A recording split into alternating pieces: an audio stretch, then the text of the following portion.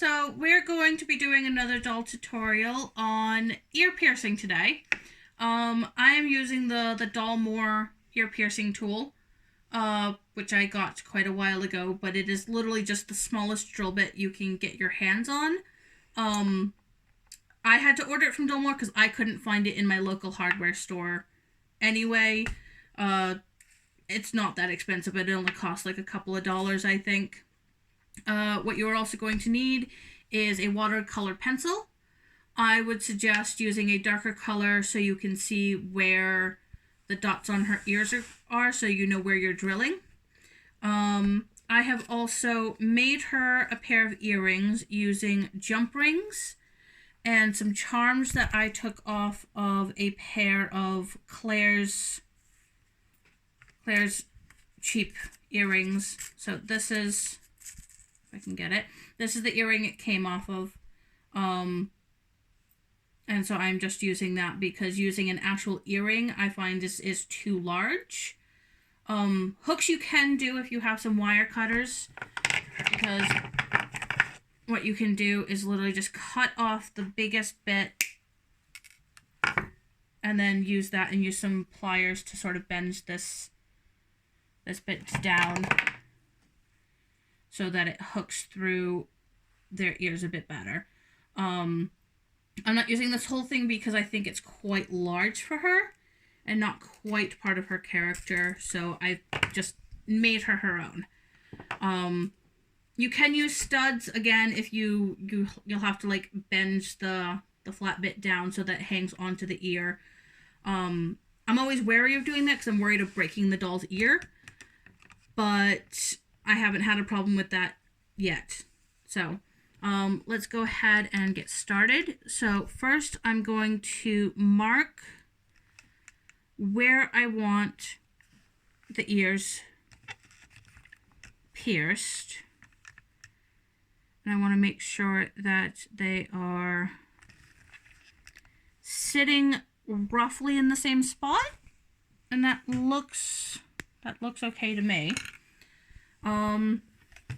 You will also, because you're going to be drilling resin, you will want a paper towel underneath where you are working.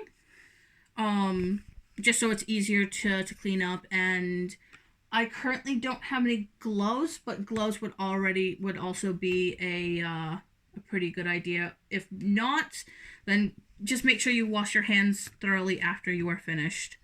So you're going to line the end of the drill bit up with the hole, and you're just going to give it a couple of turns back and forth just to get a good indent so that it doesn't slip and slide everywhere. And then you press down and just keep turning, and you will see the resin start spiraling up out of the ear.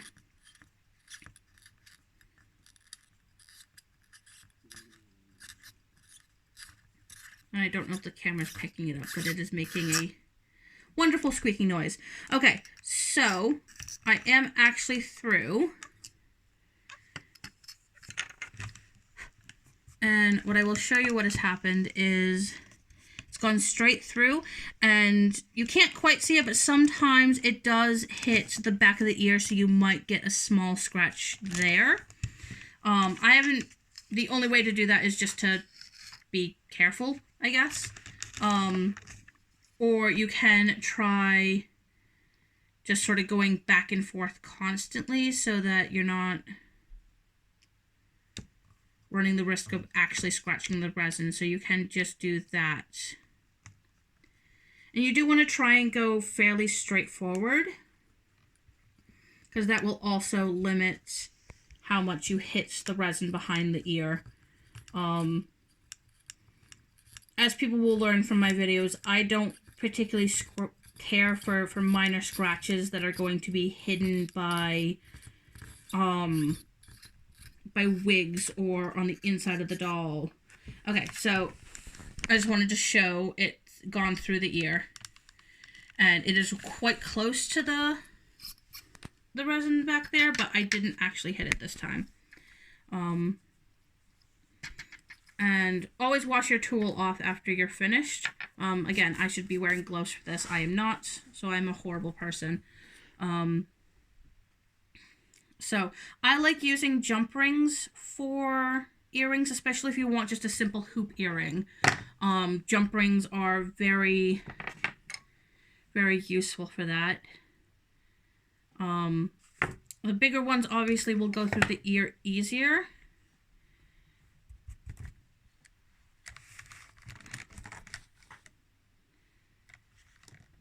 Sorry, she's sort of being a pain right now with her arms. Okay, so it should just slide right in, and there we go. And then I will take my pliers and hopefully close this up nice and neatly.